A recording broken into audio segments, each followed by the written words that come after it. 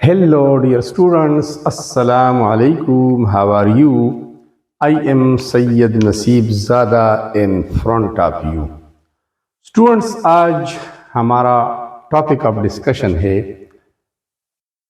Electrolysis of dilute sulphuric acid. क्या topic है electrolysis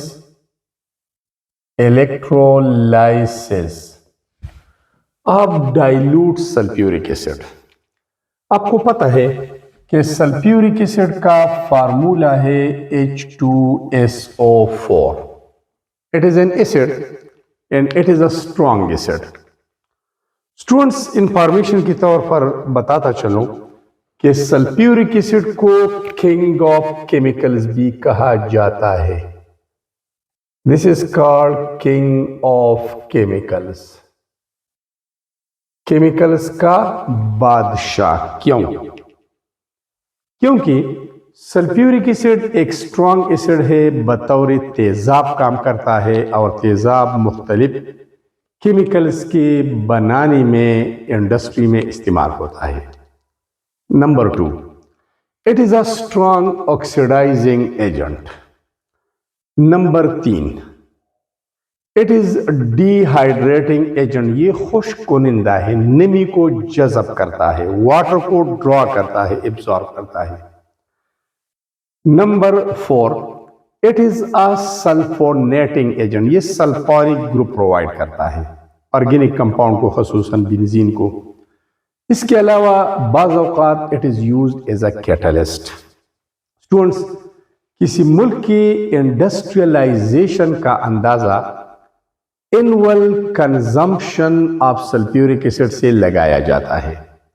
जब किसी मुल्क का सर्वे किया जाता है कि ये मुल्क एक इंडस्ट्रियल स्टेट है या नहीं, मतलब यहाँ पर इंडस्ट्री ज्यादा है या कम है, तो उनसे पूछा जाता है कि आपका एनुअल सालाना प्रोडक्शन ऑफ सल्फ्यूरिक एसिड कितना है या कंजम्पशन कितना है, कितना इस्तेमाल हो रहा है सालाना।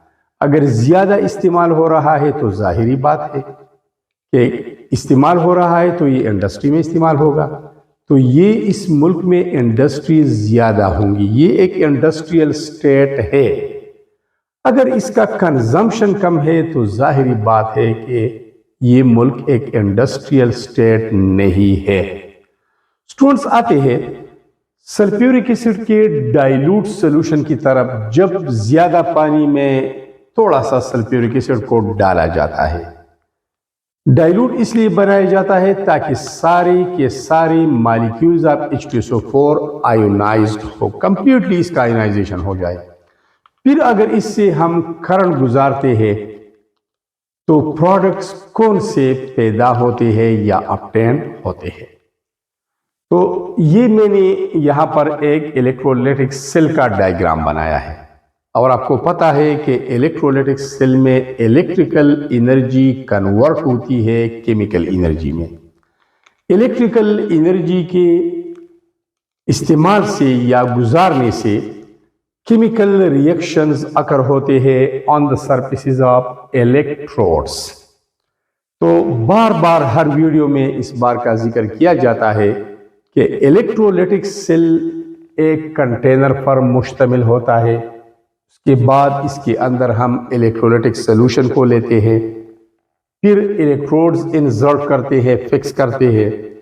इसके अलावा एक्सटर्नल करंट सोर्स होता है। एक इलेक्ट्रोड को अटैच किया जाता है positive terminal of the battery के साथ, उसके ऊपर पॉजिटिव चार्ज आता है और उसी इलेक्ट्रोड को फिर नाम दिया जाता है एनोड का, और इस पर ऑक्सीडेशन होता है। दूसरे इलेक्ट्रोड को कनेक्ट किया जाता है, अटैच किया जाता है negative terminal of the battery के साथ, उसके ऊपर नेगेटिव चार्ज आता है और उसको हम बोलते हैं कैथोड।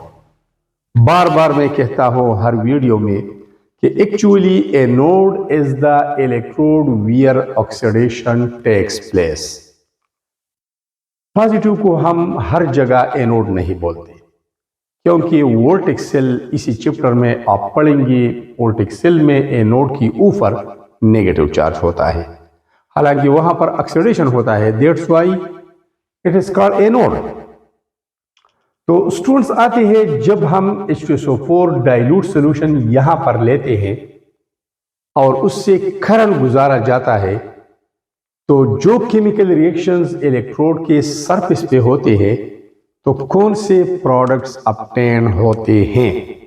तो एक बात याद रखना कि जब डाइल्यूट सॉल्यूशन की बात हो रही है तो जरूर एनोड के ऊपर ऑक्सीजन प्रोड्यूस होगा। अगर कंसंट्रेटेड सॉल्यूशन है या मोल्टन स्टेट है तो फिर ऑक्सीजन प्रोड्यूस नहीं होगा। अब आप देखेंगे, सबसे पहले आयोनाइजेशन ऑफ H2SO4 की बात करते हैं। जब H2SO4 को पानी में डाला जाता है, इसका डाइल्यूट सॉल्यूशन बनाया जाता है, तो H2SO4 is an electrolyte and you know electrolyte, आपको खूब बखूबी पता है। स्टूडेंट्स, एक बात मैं बार बार कह रहा हूं कि इलेक्ट्रोकेमिस्ट्री का हर एक टॉपिक दूसरे के ऊपर डिपेंड करता है, तो आपने सारे टॉपिक्स एंड तक देखने हैं, तो बार बार रिपीटिशन से आप बच जाएंगे। ठीक है, सल्फर इलेक्ट्रोलाइट की बात हो रही थी।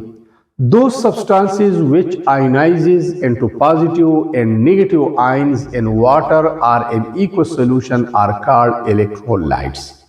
चूंकि सल्फ्यूरिक एसिड आयोनाइज होता है, हाइड्रोजन आयंस प्रोड्यूस करता है इक्वल सॉल्यूशन में, और सल्फेट आयन, तो ये एक इलेक्ट्रोलाइट है और इलेक्ट्रोलाइट में स्ट्रॉन्ग इलेक्ट्रोलाइट है, कंप्लीटली आयोनाइज होता है। इस तरह आयोनाइजेशन ऑफ वाटर की तरफ आते हैं, इसको सेल्फ आयोनाइजेशन ऑफ वाटर भी कहते हैं। करंट की वजह से मजीद फिर आयोनाइजेशन होती है। असल में जब पानी के मॉलिक्यूल के अंदर हाइड्रोजन ऑक्सीजन बॉन्ड टूटता है हेट्रोलेटिकली, इसको हेट्रोलेटिक फिशन भी कहते हैं, इसको हेट्रोलाइसिस भी कहते हैं। The unequal breaking up a bond in such a way that both the shared electron are shifted towards more electronegative atom is called heterolysis. Hetero means different, unequal, and lysis means breaking, splitting or losing. Students, bond का इस तरह टूटना कि दोनों शरीक शुद्धा electrons more electronegative atom की तरफ शिफ्ट होते हैं। यहां पर इलेक्ट्रॉन जाते हैं ऑक्सीजन के पास, ऑक्सीजन का इस बॉन्ड में अपना एक इलेक्ट्रॉन है, वो लेता है, लेकिन हाइड्रोजन वाला इलेक्ट्रॉन भी लेके अपनी ऊपर नेगेटिव चार्ज क्रिएट करता है। हाइड्रोजन चूंकि बॉन्डेड इलेक्ट्रॉन लूज करता है तो इसके ऊपर पॉजिटिव चार्ज आता है। तो वाटर की जब आयोनाइजेशन होती है तो ये इक्वल अमाउंट में हाइड्रोजन और हाइड्रोक्साइड आयन प्रोड्यूस करते हैं। हाइड्रोजन आयन की वजह से एसिडिटी आती है और हाइड्रोक्साइड आयन की वजह से बेसिसिटी आती है। चूंकि इक्वल मिकदार में ये प्रोड्यूस होते हैं तो प्योर वाटर इज न्यूट्रल। ठीक है स्टूडेंट्स, बैलेंस के लिए मैंने 4 लिखा है, वरना यही ठीक ठाक तरीका है। एक वाटर मॉलिक्यूल का जब आयोनाइजेशन होता है तो एक हाइड्रोजन आयन और एक हाइड्रोक्साइड आयन प्रोवाइड करता है, प्रोड्यूस करता है।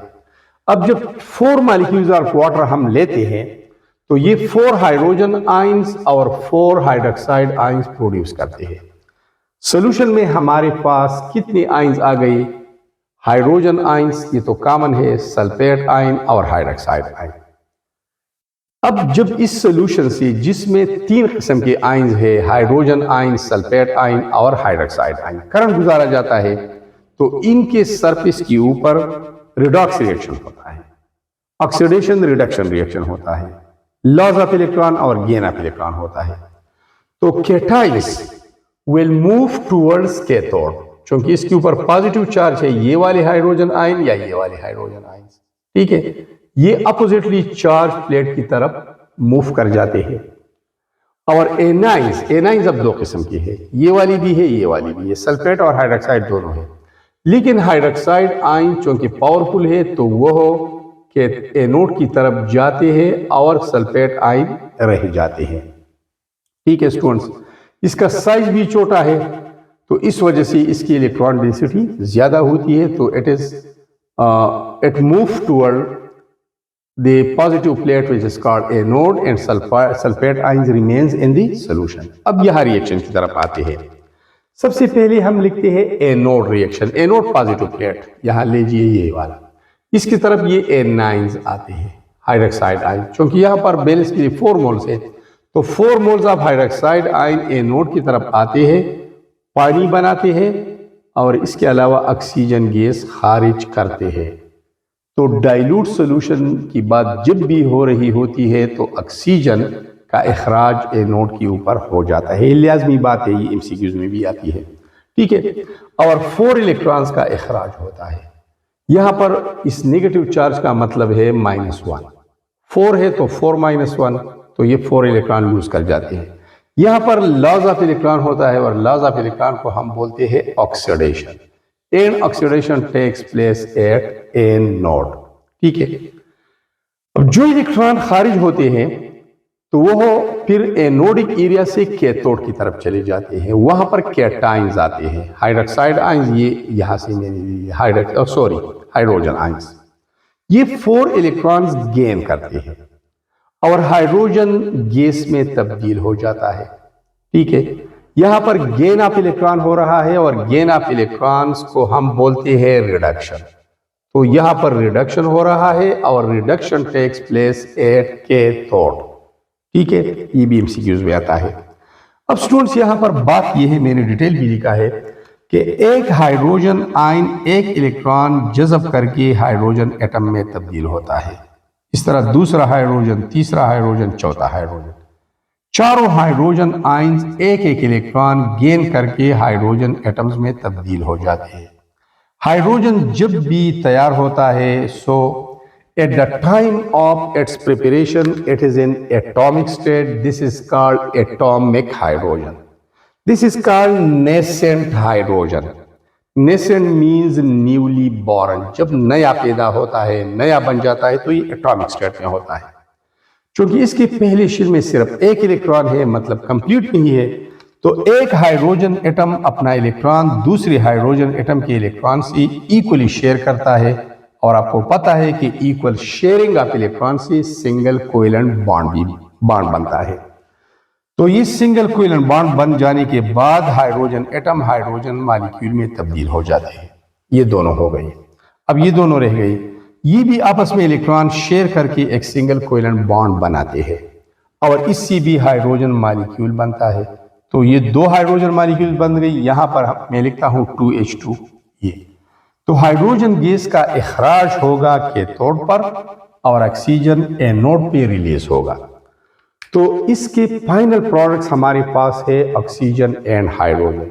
इसका मतलब ये है कि electrolysis of dilute sulphuric acid is used for the production of hydrogen and oxygen gases. So this is the importance of this reaction. Students, अगर आप इस चैनल पे नए हैं तो ज़रूर सब्सक्राइब करना, दोस्तों के साथ शेयर करना ताकि दूसरों का भी कोई फ़ायदा हो जाए। वीडियो अच्छी लगी है, आपकी मर्जी की है, आपके फ़ायदे की है तो लाइक करना। इसके अलावा अगर कोई मसला है किसी टॉपिक में तो कमेंट मुझे भेजना, मैं इंशाल्लाह इसका जवाब दूंगा। Thanks a lot for being with me.